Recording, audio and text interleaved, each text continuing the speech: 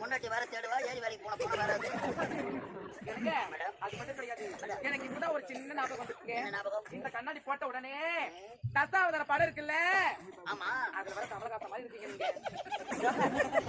உலக நாயகன் கமலஹாசன். ஆமா தசாவதார படம் நடித்தாரு. உண்மைதாங்க.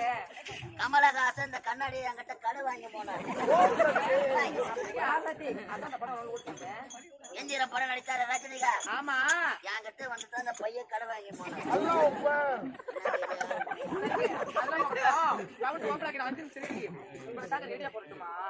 பாட்டுலாம் கூட போறீங்களா? டெக்னாலஜி மாறிடுச்சு. பாடி